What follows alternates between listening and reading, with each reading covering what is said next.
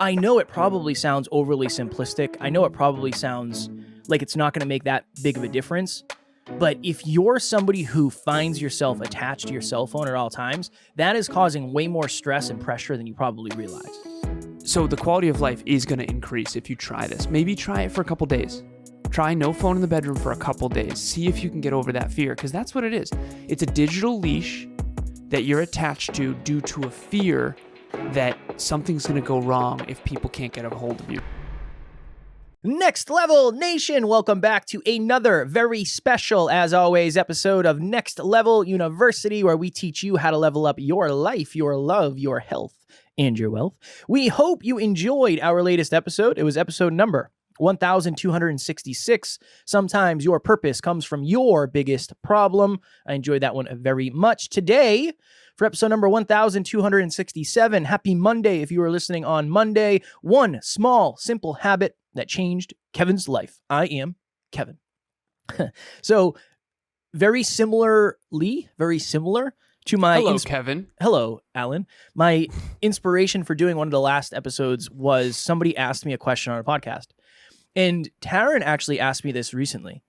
I think she said, what is your favorite thing that we bought this year? I know it was a weird question. And I said so Taryn got me this watch. This is not a sponsored thing.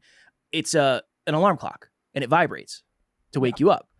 Where I used to wake Taryn up when I would get up early in the morning, my phone would go off and I would hammer it very quickly, but it would wake her up and it was this whole thing.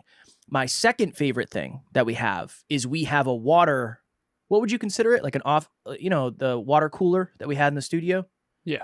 Is that what it's called? Water cooler. Yeah. And Water we get cooler. the 5-gallon jugs of water and it keeps it cold and it's the best. It's the best in the world because I go through a ton of water. So those are my two favorite purchases. But somebody asked me the other day, they asked me this question of what is a new habit that you've practiced this year? I think this was last year, but a new habit that you've practiced this year that has given you the most return, like something simple that you have found a drastic change in. And I was like, all right, let me think for a second. And I said, simple. The simplest, quickest thing that I have done that has made the biggest difference for me is I do not bring my cell phone into the bedroom anymore. My cell phone it never comes into the bedroom. I do not bring it into the bedroom. I don't surf my phone in the bedroom. I don't look at Instagram. I don't look at Facebook. I don't check my messages. I don't check my emails. I don't check my WhatsApp. My phone does not enter the bedroom. And if it does not stay there overnight. And it's interesting because this person said, does that ever make you nervous? And I was like, in what way? And they said, well, what if somebody calls you in the middle of the night? And I was like, my phone's on silent anyway, so it's not really going to matter. And nobody calls me. So no, I'm not really worried about it. Now, could I put some stuff in place? Yeah, but for me, there's something that makes me anxious about having my phone in the bedroom. I didn't realize that until now. So last night was super wonky because my schedule's off. So last night we worked until 7:30-ish, right? Something like that, 7:40. So we did our meetup and then we had a post meetup reflection session with the wonderful Jesse. We finished the meetup at like 7:15 maybe, because we had a couple questions at the end. Then we did the reflection call with Jesse, and I think we finished that at like 7:45. I went from there. I said, okay, I'm done work, quote unquote, for the day. I went and laid in bed with Taryn from 8 to 10. We watched 2 episodes of Making a Murderer, one of the best ever documentaries on Netflix. Then she's like, all right, I'm ready for bed. And I was like, all right, cool. I'm going to go to the gym. So I left for the gym at 10. I was at the gym from, 10:15 till 11:15, came home, showered, played with the cats for a little bit, and then went to bed. So when I get up in the morning, my phone, I just leave it somewhere. Usually I don't even know where my phone is. It's like on the kitchen table. It's on the couch somewhere. It's in the office charging, whatever. There's this level of, pressure relief that I don't have to have my phone on me at all times. It doesn't have to be attached. Like, I don't even look at my phone until after the gym if I go in the morning. I'll look at my sleep score. Like I'll look at, I have the Aura ring, so I'll look at my sleep score, but I don't look at Instagram. I don't look at Facebook. I don't check my emails. I don't look at my text messages. I literally just put my phone in my pocket and then go to the gym. And then after the gym, when I get home, that's when I start work. And it's just been, I know it probably sounds overly simplistic. I know it probably sounds like it's not going to make that big of a difference, But if you're somebody who finds yourself attached to your cell phone at all times, that is causing way more stress and pressure than you probably realize. And there's also always that pull there of like, well, I'm bored. Let me pull out my phone. I'm bored. Let me pull out my phone. Because somebody asked me that. I don't know if it was a different podcast or the same one, but they said, like, what do you do when you're bored? And I was like, well, I was actually reading a book or listening to a book recently that said sometimes boredom is powerful because it makes you think. You actually have to sit there and think with your brain. So I said, when I'm bored, I just kind of like sit there. I don't want to pull out my phone. Right? That's not really what I want. That doesn't serve the purpose. So that's been the big thing for me. That little shift has been huge. Then now I have the alarm clock that vibrates on my wrist, so I don't need my phone in the bedroom anymore. Now I understand if you have kids or you have, a family and you're worried about people calling you and emergencies, I understand. I would say there's got to be some sort of way where you can mitigate that. I don't know what it is, but that has been a drastic shift for me over the last, 3 or 4 months. I stopped putting my phone in the bedroom a while ago with Emilia. You did before me. I did? Mm-hmm. Okay, so I didn't know when you started, so I didn't know. But I do know that we decided when we started living together that we don't want to bring phones in the bedroom, with an occasional exception. Like when we were looking at potential second homes and just kind of dreaming and stuff like that, we might bring our phone in, but we usually sleep without it in there. Almost always, actually. And for the longest time, we had what we call our charging station. We have this like old wooden bar thing outside of our bedroom door, and we had a charging station on it. And it's essentially this like old milk crate looking thing with like cardboard top, and there's like a hole in the bottom, and there's like 4 chargers that like splay out like a waterfall kind of thing. And that's where we put our AirPods and our phones. And so for the longest time, we had our phones right to the right when we walk out to the bedroom. And Emilia had a great idea. She said, what if we stopped doing that? Like, we need to move the charging station. I don't want the pull of my phone the moment I walk out of the bedroom, first thing in the morning, because she wants to water the plants or get Tucker and Tariel or whatever. And so typically in the morning, what I do is, and so now our charging station is out front near the kitchen.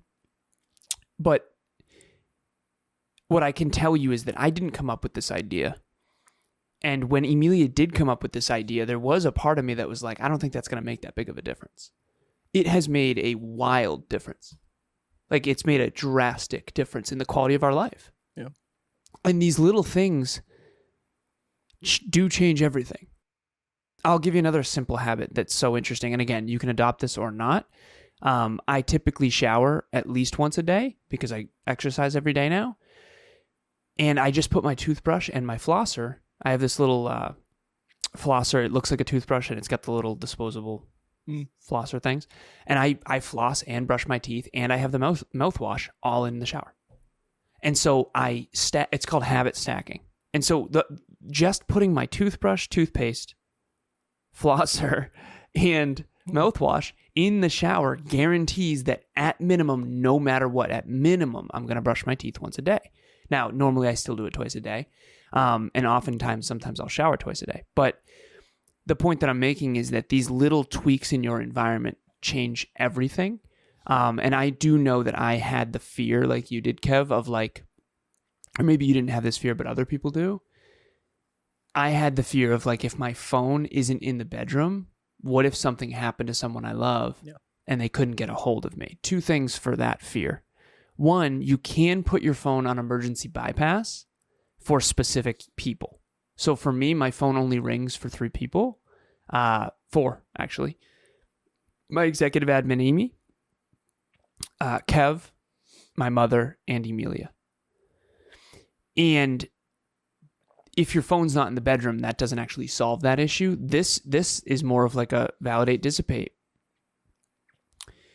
If you want to sleep with your phone in the bedroom, I do think it's a mistake. I'm just going to say that. Emilia and I's quality of life has drastically increased since we decided no phones in the bedroom. As a matter of fact, I used to use my phone, Kev, to Chromecast and to use Apple TV.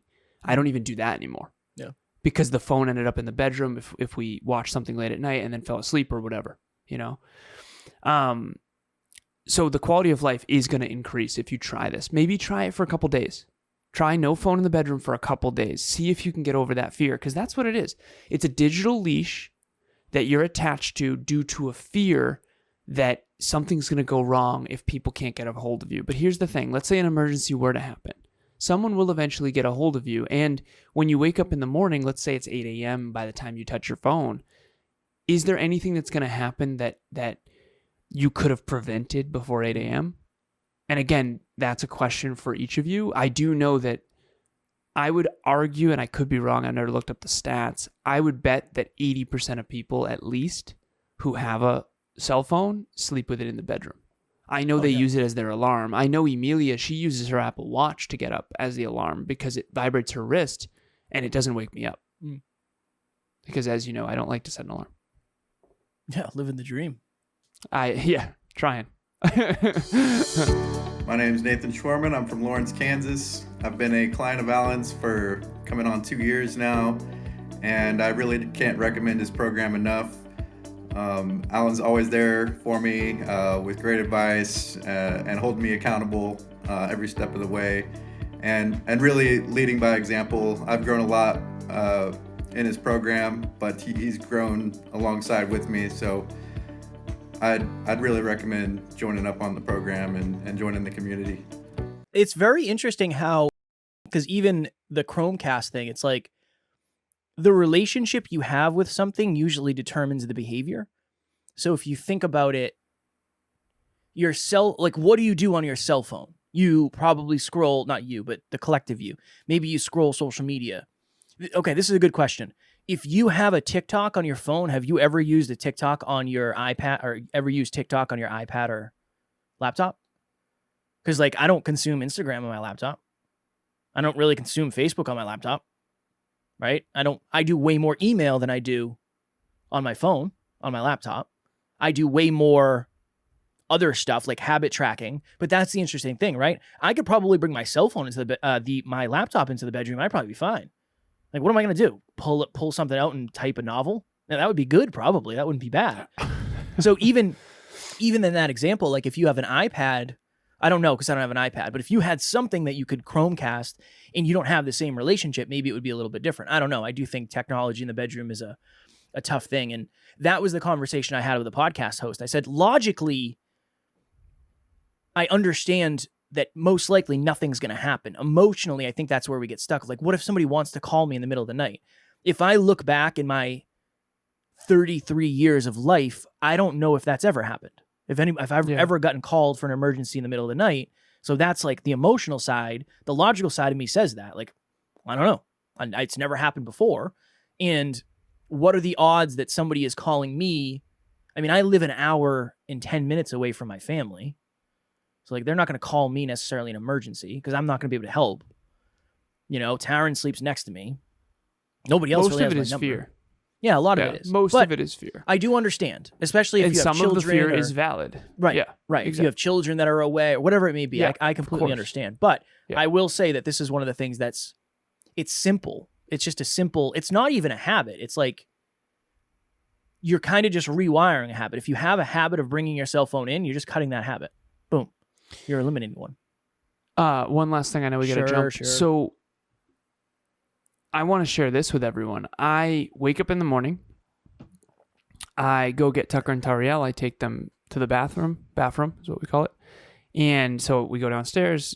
Tariel does her thing in the kitty litter, and then Tucker goes outside, and then I check if Emilia's up. If she's not up, I'll just hang out with them. And then I sit down in this little section of our house with my phone, my AirPods, my laptop, and my book, and my focus cap. Oh my God. If you're on YouTube, you can see a little focus cap. It's essentially a cap that blinders. It's like blinders on a horse.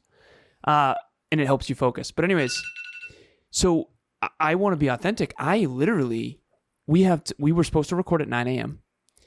I woke up at 7:51 today. Very specific because we have Oura rings that determine when you wake up. And I had a ton of work to do before this first meeting because I don't usually like to do 9 a.m.s because I have too much back office work to do. Same. But anyways, so I didn't have a lot of time, and I ended up going on Facebook. I forget why. So I go on Facebook and I check how my last post was doing and engage. That's one of my habits that I'm actually proactively doing. I fell down the rabbit hole for like 10 minutes today, I think. And it was a past friend of a friend. No, it was one of my sister's ex-boyfriends. And he's dating someone that I know. And I ended up going down the rabbit hole. And I was like, whoa, it's 8:25. I still have to shower. I'm going to be late to podcasting. And I'm researching some friend of a friend. Like, what are we doing here? And I'm mad at myself, by the way. That's how that's how frustrated I get with my own social media habit. That's how dangerous these apps are. Whether you have games on your phone, I know one of my clients, Solitaire, is a thing, or you have Facebook or Instagram or TikTok. I am telling you right now, I had a moment today, and I think I'm good at this. I think I'm like pretty good at social media and phone hygiene, and I'm still falling down the rabbit hole, wasting precious time that I do not have. You know, I was late today to this podcast recording, and part of that is because my kitten fell off a top banister and it was knocked a plant over, and it was kind of a whole thing, but she's okay. Luckily, even though she scared the hell out of me. But still, I don't have any extra time to be researching a friend of a friend on Facebook. Like, honestly, and I think that if we spent half as much time focused on making sure our attention is on the right things as we do falling down rabbit holes, I think that our quality of life would drastically increase. And I know that if this is happening to me, I know it's happening to other people, particularly when I've worked really hard to protect myself from my own self when it comes to social media. Same. Happens to me too. 100%. Yep. Happens to me. I try to put my phone away off the desk for most of the day, but a lot of it's because there's clients and stuff, but still, it's very easy to get drugged down the rabbit hole. Okay, we got to go because we have a call in 1 minute. Can you send Laura a message and just tell her we're going to be a couple 100%. minutes behind? Next Level Nation, as you know, on April 1st, 2023, live in Worcester, Massachusetts, we have an event, and we did a very similar event last year in terms of the intention was the same. The intention is to add as much value as you as humanly possible, and hopefully help you shift your identity. Really, that's what this podcast is all about. We give you tips and tactics and tricks and all that, but we want you to be able to shift your identity into the version of you that you want to become. So please join us. The tickets are only $97. We're taking 50 people. We only have 50 seats, and it is filling up quickly. Everything you need to know is in the show notes. Group 10 of group coaching is going to be starting at the beginning of April. If you've heard a lot about group coaching, reach out to Kevin and myself. We can literally send you the Instagram handles. We've gotten permission to do this of past group coaching members, and you can ask them about their experience. We also have a promo code specifically for listeners of this show. So reach out to Kevin or myself. If you've ever been interested in group coaching, please at least reach out and ask questions. There's also a landing page. You can click the link in the show notes. Again, it's 10 people, like-minded. It's going to give you public accountability. You're going to have an assistant coach. You're going to have Kevin and myself. It's bi-weekly sessions. It's essentially achieve more in 90 days than you ever have, but more importantly, be more consistent than you ever have in 90 days. And the idea here is to get some direction. That's really more of what it is. It's a Mario Kart booster. You're going to get some direction. So if you're feeling stuck or lost, this is the Mario Kart booster you need to get some direction. And I really, really implore you to give it a shot. It's unbelievably affordable. We have a 3-month payment plan, and we have a promo code that we can give you. So reach out to Kevin or myself, Alan at nextleveluniverse.com or Kevin at nextleveluniverse.com. Email us, say, hey, I'm interested in group 10. Tell me more about it, and we'll start the dialogue. Boom. Next Level Nation tomorrow for episode number 1268. Learning about yourself is one of the hardest things in the world. There are many challenges we will go through as human beings, but I do believe the lessons that we learn about ourselves are probably the most challenging ones. So we will talk about that tomorrow. As always, we love you, appreciate you, grateful for each and every one of you. And at NLU, we do not have fans, we have family. We will talk to you all tomorrow. Please reach out.